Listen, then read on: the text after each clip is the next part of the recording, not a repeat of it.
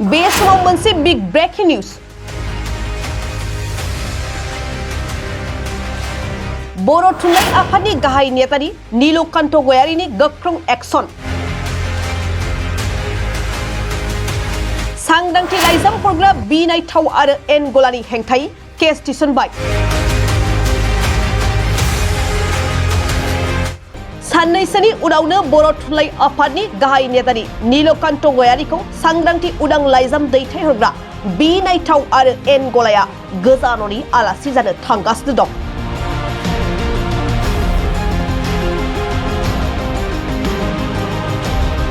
Udalguri police थानायाव गसर दिखांनाय जाबाय। गोदानै समाजारि बिजोङाव गोसारनाय नाब्ला हान्जानि बिनायथाव आरो एन गलानि हेंथायै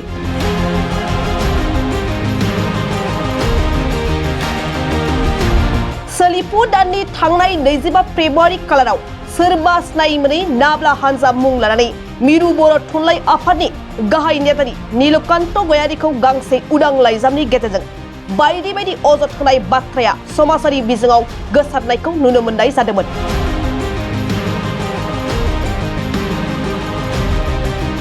जाय बाथ्राखौ लानानै मिरु बर' थुनलाइ आफादनि गाहाय नेतानि नीलकान्त गयारीनि मोनसे गोख्रों हान्जाया अदालगुरि पुलिस थानायाव बे सांग्रांथि लाइजाम हरग्रा बिनायथाव आरो एन गलानि सायाव एफआइआर होनाय जायो।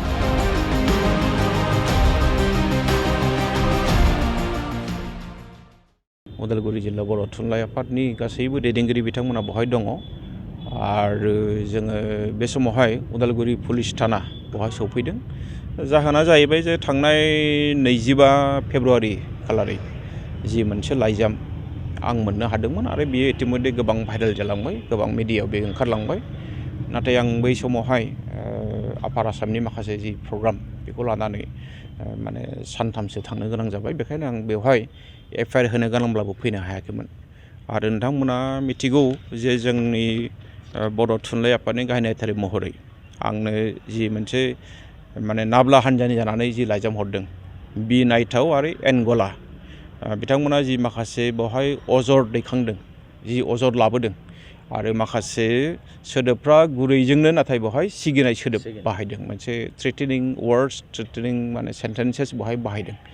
बेखायनो दिनैहाय आङो फैनानै जिहेतु बियो मोनसे सिस्टेमाव गोलैयो बिथांमोननो पुलिस थानायाव बे एफआइआरखौ होनाय जाबाय आरो बे मानसिखौ नागिरनांगौ। बेवहाय जायफोर सानै मानसिनि मुं होदों बिनायथाव आरो एन गला बिथांमोनखौ नागिरनांगौ। बे बर' थुनलाइ आफादनि मोनसे गोथार मोनसे हारिनि आफाद बियो, बेखौ दाग फुननो नागिरदों।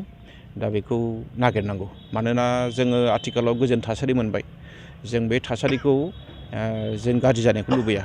आरो लोगोसे बर' थुनलाइ आफादनि गाहाय नेतारि महरै आङो बिथांमोना जि अजद बहाय लाबोदों आं दिनै खावलायदों, दिनै नैबे नोंथांमोननि प्रेस मिडियानि गेजेरजों गावनि नुजाथिनायनि गेजेरजों बिथांमोना अपेनलि आंजों चेलेन्ज नांनो फैथों, अपेनलि डिबेट खालामगोन बिथांमोनखौ आं खावलायदों। मानोना गिख' मानसिफ्रा आन्दोआव थाखुमाना खामानि मावो, बिथांमोना निस्सय बिराद गोहो गोलोन्दां, बिराद गिख' माने बिथांमोना माने खुनु साहस गैया।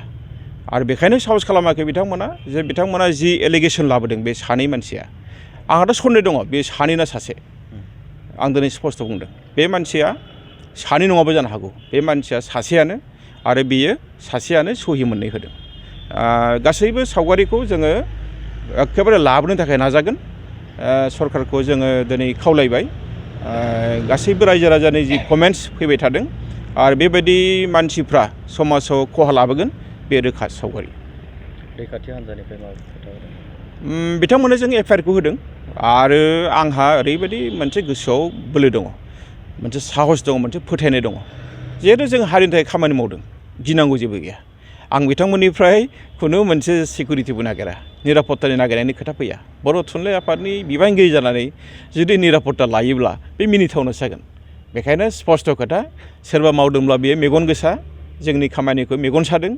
जाय मानसिया जेबो खामानि मावनो हाया बेबायदि मानसियासो मालायखौ क्रिटिसाइज खालामो। जाय मानसिया क्रिटिसाइज खालामजायो बे मानसिया खामानि मावो, रोखा रोखा बाथ्रा।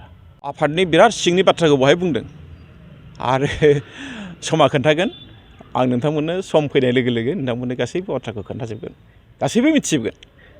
जे जोंनि दैदेनगिरिफोरखौ जों जेब्लायबो मान होयो बर' थुनलाइ आफादल' नङा गासैखौबो जों मान होयो जोंनि नैबे आयदानि सायाव एक्स एन डि बि इउनाइटेड फराम बिथांमोना स्पष्ट बुंखाबाय बिथांमोननि रावबो बहाय इनभल्भ गैया आरो दंब्लाबो बिथांमोनाबो नागिरबाय थादों नाथाय आं बुंदों जे थुनलाइ आफादनि सिंनि बाथ्राखौ बहाय बुंनो हादों बे हिसाबै निस्सय सानसे ओंखारगोन नोंथांमोना गासैबो बाथ्राखौ मिथिगोन जोंनिफ्राय नायबिजिरनायनि गेजेरजों मिथिगोन सार जों नुबावदों जिथु नाब्ला हानजा होननानै बुङोब्ला रन्जन फ्राय बागै नाब्ला होननानै बुङोब्ला रन्जन दैमारिखौ मिथिनाय जायो खिन्थु बेयाव नाब्ला हानजा होननानै बिथांमोना खुनु बेबायदि थुनलाइ आफादजों जुरित गैयाबालानो दिनै नोंथांमोनखौ थुनलाइ आफादनि किसुमान बाथ्राफोरखौ बुंदों बेयाव निस्सय नोंथांमोननि बेयाव सोरबाखौ नोंथांनि सायाव माबाफोर डाउटफोर दं नामा थानो हागौ आरो आं दहायनो बुंखादों जे